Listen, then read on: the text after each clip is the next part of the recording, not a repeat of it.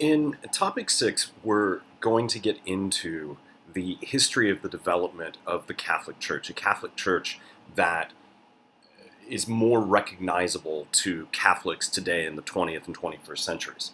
So we're going to talk about the development of the institutional church. And as with all things, this development did not happen overnight. It happened periodically in stages, just like the Nicene Creed, just like discussions about Christology, who is Jesus, just like the Trinity. All of this happened in stages. The big question that comes about, and it's been brewing since the 2nd century, is what is the relationship of one bishop to another bishop? In other words, what is the relationship of the Bishop of Rome to the Bishop of Jerusalem to the Bishop of Corinth? What's happening is we're moving to this monarchical episcopacy, which will eventually lead to a pope. In other words, where the church is going is there has to be one bishop that's in charge of all the other bishops. And in a sense, this makes practical sense because the church is growing and it needs to unify, and particularly when the church becomes, or Christianity becomes the official religion of the Roman Empire, it wants to unify all these other churches under the leadership of Rome. Now, obviously, this isn't going to be a simple thing to answer because a lot of bishops don't want to be under other bishops. And so a second question that will start to pop up, especially after Constantine and Theodosius, is what is the relationship of all the other bishops to the Bishop of Rome? Is the Bishop of Rome special or not? Well, if you look at the history of Catholicism, and if you look at the tradition of Catholicism, the Apostle Peter, Jesus' right-hand man, is said to be the first bishop of Rome. And you may wonder, well, why? Well, here's why. In Matthew's Gospel, chapter 16, verse 18, there is a text that is only found in Matthew's Gospel, in which Jesus says to Peter, "You are Peter, and on this rock I will build my church."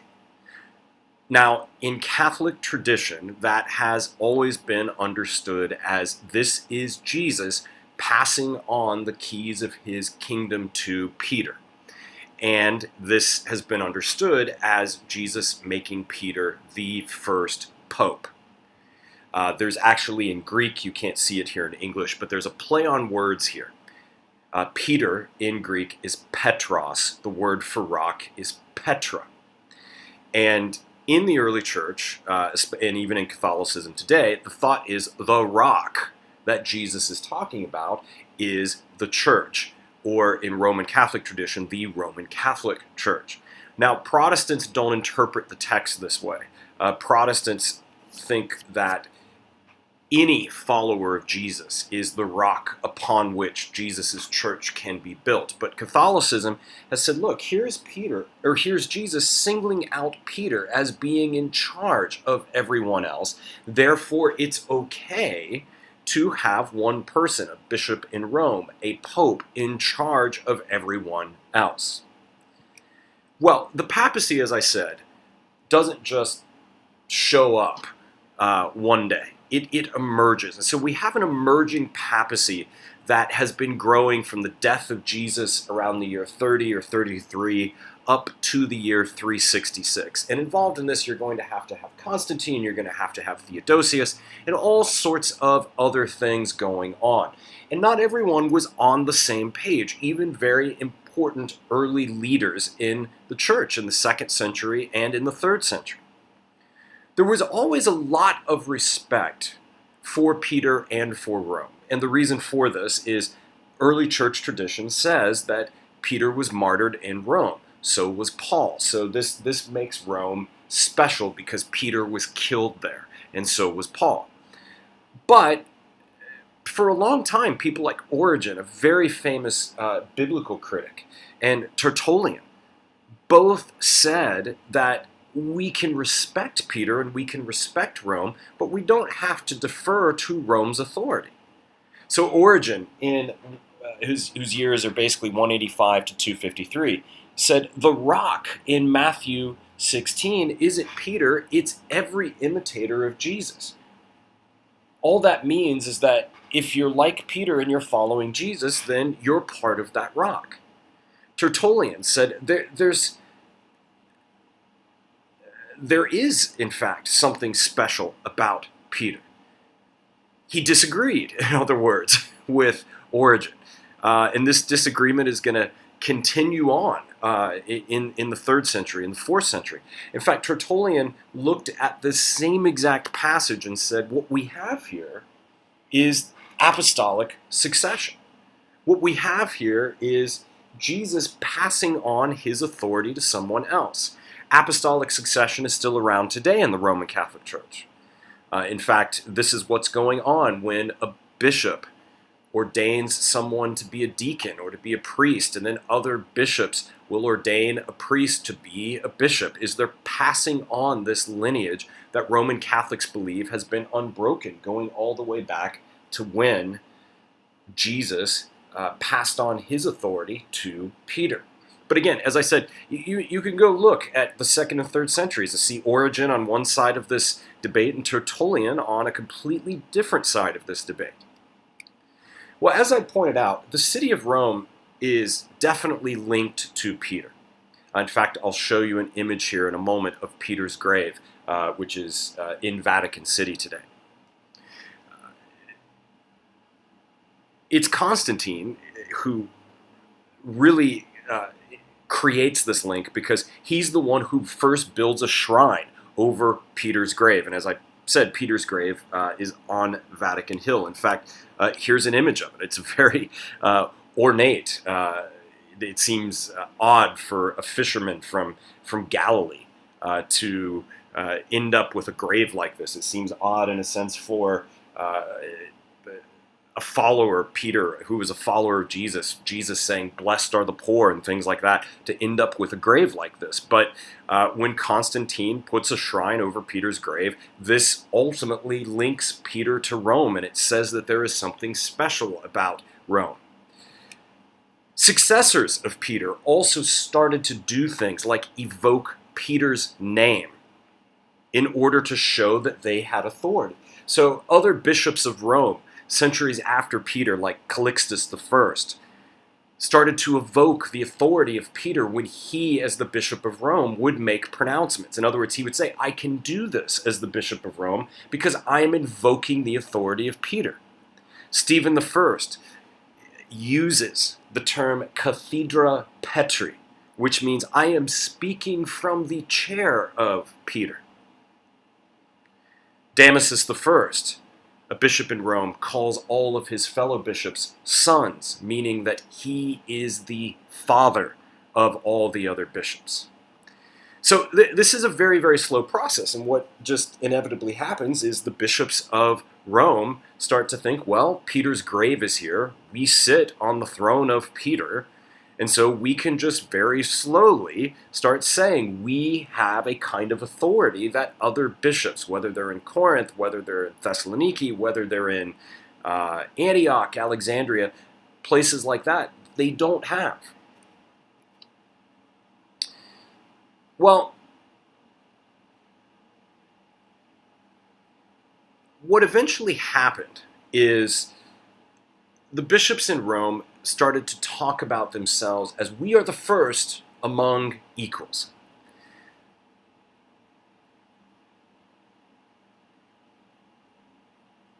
Now, that would mean that the Bishop of Rome is important, is different, has prestige, but the Bishop of Rome doesn't necessarily have authority over you, does he, as a fellow bishop? Well, it depends. I mean, that's a tricky statement. The first among equals. We're equal, but is what it's saying, especially if you're a bishop at Rome. For others, they might have heard that as, well, there might be something special about Rome since Peter died there and Paul died there, but do you really have the power to assert authority over us? Well, certainly Julius I and Innocent II thought, yes, we do. In fact, they began to tell, taking this even further, They began to tell fellow bishops, well, you, before you make any major decisions, need to consult with us first. You need to consult with Rome. Now, not everyone agreed to this. In fact, there were many bishops that mounted a challenge back to the authority of Rome. And again, as I pointed out, this is an emerging papacy. It isn't something that happens overnight. And like many things in history, it's complex, it's complicated. It isn't necessarily something that goes smoothly. One of the big challengers to the power of Rome is a man named Cyprian of Carthage, who died around the year 258. We're not quite sure about his birth date, but if you want to think of it this way, Cyprian of Carthage is from North Africa, and we often forget that northern Africa was a hotbed for Christianity. In fact, North Africa is really the Bible Belt of early Christianity, and Carthage is its belt buckle. And other places in Africa, North Africa, that are important are Alexandria in Egypt, and of course one of the most famous individuals in church history, Augustine, comes out of Hippo in North Africa. Well, Cyprian decides that no, Rome is wrong on this. Instead of a monarchical episcopacy, he wants to propose a monepiscopacy. In a monepiscopacy, the emphasis is not on one bishop over other bishops. The emphasis is on the local bishop having final say and power over his geographical area. And Cyprian will say that the bishop is the church, and the church is in the bishop. So ultimately, the bishop of Jerusalem has power over Jerusalem. The bishop of Alexandria has power over Alexandria, but they do not answer or have to get permission from Rome in order to make certain decisions within their own geographical area. So here's a map so you can see Christianity around the year 500. I mean, it's spread quite a bit. I mean, all this reddish area here that you're seeing is areas where you find prominent bishops and churches and things like that. Well, obviously, the bishops at Rome do not agree at all with Cyprian. They are not for a monepiscopacy. They see a need for a monarchical episcopacy, so they start to strengthen the papacy. Some of the centralizing popes in Roman Catholic Church history that really move us towards Rome being the place that has final say and final authority are Damasus I and Siricius. As you can see, they're in the 4th century here, moving us on into the 5th century. Damasus and Siricius start hearing appeals from other bishops in other cities, and they start making decisions on those appeals. And so essentially what they're doing is they are extending their authority over their fellow bishops. One of the things that happens at this time is Jerome, who's in Jerusalem, is given the task of translating the Bible from Hebrew and Greek and Aramaic into Latin. This will become the official Bible of the church, the Vulgate. This is really important because, well, obviously, if you translate the Bible into Latin and say this is the official Bible of the Roman Catholic Church, using that language Latin means you are saying that there is something special about the Latin language, which links the Vulgate to the power of Rome. It means that if you're in the Greek-speaking East, Constantinople or other places, that Greek isn't as holy of a language, even though the New Testament is written in Greek, than the Latin Vulgate. Whether other bishops liked it or not, the bishops of Rome started intervening in the local affairs of other bishops, and did so before appeals were even made. What's going on here is these bishops are using Roman imperial models called decretals to intervene in the affairs and the works of fellow bishops. This shows you as well that after Constantine and Theodosius, the church at Rome is starting to take on roles and ideas from the Roman Empire and from the Roman government. Well, eventually 3 key popes come along that pretty much solidify that Rome has all of the power.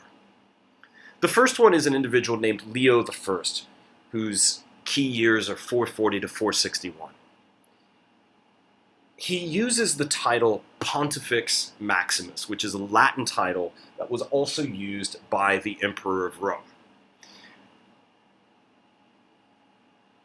It's also a title that simply means the chief priest.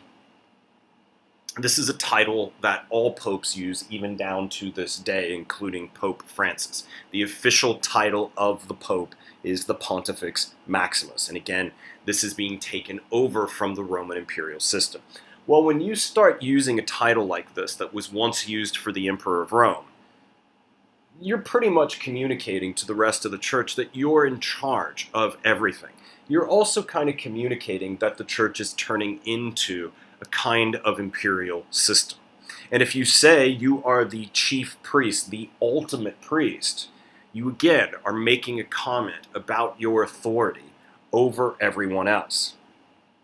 In fact, the importance of Leo doing this is that when Rome falls, there's already a system in place, the church, that can take over everything while Rome is crumbling. And essentially why people are okay is there is another power ready to take the place of the Roman government. Leo also starts using Peter in a bunch of his sermons and a bunch of his letters. He does this in order to show the kind of power that he has. And again, going back to other popes, he's essentially just invoking the name of Peter, the authority of Peter, in order to say, I can do this because, again, I speak from Peter's throne. Another pope of great importance in solidifying all of this is Gelasius I. His key years are 492 to 496. Gelasius will actually be the author of a theory called the Two Swords Theory, which is based on something Jesus says in Luke's Gospel, chapter 22, verse 38. Essentially, this is a parable that Jesus tells about 2 swords. The disciples seem to misunderstand the parable. I'm not sure Gelasius understood it either.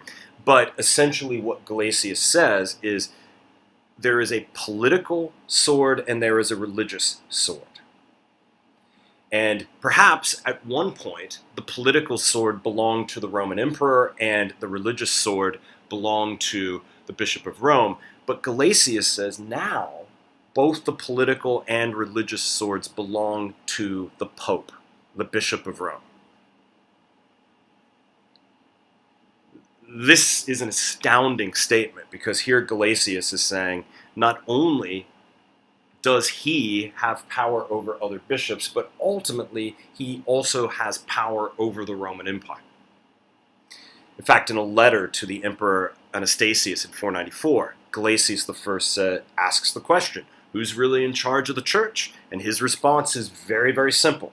He tells the emperor that the Pope has ultimate authority over bishops and emperors. And again, this conflict between church and state is going to continue for a very long time, especially in European history. And in a sense, it's kind of still going on today, but perhaps not in as strong of a form. Finally, you have Gregory I, Gregory the Great, 590 to 604. Gregory was trained as a Roman administrator, so he knew the Roman imperial system quite well. He also was enamored with Benedictine monasticism. He was also excited about the city of Constantinople, which means that he understood the Greek side of Christianity, the Eastern side of Christianity, as much as he will come to understand the Latin side of Christianity. So you can put all these things together with Gregory. He's trained as a Roman administrator. He understands Benedictine monasticism. He has a fondness for Constantinople. In fact, he didn't really want to become pope. He was forced to do it. And this would often happen to a lot of people throughout church history. There were certain individuals who didn't want to be priests, and they're forced to do it by a mob that wants them to become a priest or become a bishop. And this happens to Gregory. Well, Gregory starts to use the title, the servant of the servants of God. Now, that doesn't sound as harsh as saying first among equals. But there is a hierarchy here. He's telling fellow bishops of, I am your servant. But in a sense, he's saying that he is the servant of servants. Ironically, Gregory doesn't seem real thrilled with being pope. In fact, there's some evidence which suggests some letters that he writes in which he basically says, as pope, all I do is sit around and pay the bills. I write checks. But while he's pope, he tries to actually help his fellow bishops and priests. He writes the Regula Pastorialis and the Moralia on Job. And what he's trying to do in these texts is he's trying to teach his fellow bishops and priests how to write sermons, how to write homilies. So he does want to be a servant of servants, but as historians point out, I think this is true, is if you start writing books to teach other people how to give sermons, you are also taking more control over your fellow bishops and priests, because now you are dictating. Here are the things you should preach. Here's how you should preach. And these types of manuals, these homiletical manuals, are very, very important and will be so throughout church history, where this means that priests and bishops could consult the Regula Pastoralis and see, okay, how do I preach on this text, or what should I say about this? While this is all going on, all of this, remember, is taking place in the Latin West, but Christianity is prominent as well in the Eastern world. And like I said, unfortunately, in a course like this, we don't have as much time to talk about Eastern Christianity as I would like. We also don't have as much time as I would like to talk about Egyptian Christianity and Syrian Christianity. So just please remember that there are a lot of other Christianities out there. One of the biggest problems between Christianity in the East, centered in Constantinople, and Christianity in the West, centered in Rome, is the language barrier.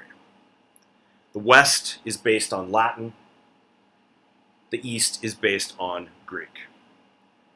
Even though the grammar and some of the vocabulary is similar, these just are very, very different languages. And often this means the Greek East and the Latin West did not communicate all that well with one another. Perhaps the biggest disagreement between Eastern Christianity and Western Christianity has to do with Jesus. And some of this goes back to those ecumenical councils that we talked about.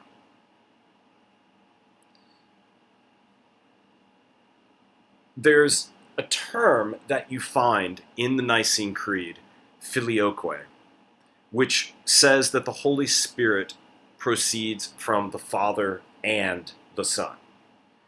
If you're a Roman Catholic and you say the Nicene Creed, this is what you're used to saying. The Holy Spirit comes from the Father and the Son. The East didn't like that. In fact, Eastern Christianity pointed out that the filioque clause was added later, and that is not what was in the original text of the Nicene Creed as it was formulated at the Council of Nicaea. In fact, what the East says is it was Western bishops who added those words without asking us what we thought. So not only do you have the Bishop of Rome saying, I'm in charge of all the other bishops, you also have Western bishops thinking they are more important and more powerful than those in the East. So if you are reading an Eastern version of the Nicene Creed, what you are reading is a creed that would say in English, the Holy Spirit proceeds from the Father. You would not see "and the Son." Something else that the East disagreed with the West on was the issue of papal primacy. Does the Bishop of Rome, does the Pope really have the right to rule over all of us? In fact, the question the East asks is, does papal primacy mean supremacy? Does first among equals really mean you're in charge of everything? Does servant of the servants of God really mean that? In the East, what happens is they set up patriarchs at places like Constantinople, Antioch, Alexandria, Jerusalem. In fact, one of the other patriarchs of the five big ones, was also in Rome. And one of the other titles of the Pope up until the year 2006 was Patriarch of the West. The East will stick with patriarchs that certainly act in a more democratic manner, while the West will stick with a pope. Believe it or not, in the year 1054, the East and the West will excommunicate one another. This will not be lifted until the year 1965, when the Catholic Church, the Roman Catholic Church, and the Eastern churches decide to slowly reconcile with one another, which they are still doing down to this day. It's difficult to know what to make of the fact that the last Pope, Pope Benedict XVI, the emeritus Pope right now, it's difficult to know what to make of the fact that he dropped the title Patriarch of the West. Is he reasserting his power as Pope? Is that what he was doing? Is he saying, I don't want to be part of this Eastern tradition anymore? Very hard to say. But there has been reconciliation still going on between the East and the West. But excommunicating one another was really problematic. We will see in a later lecture, we will learn in a later lecture, that when the East and West excommunicated one another, it weakened not only Western Europe, but it weakened the eastern part of the church, and it allowed for the spread of Islam.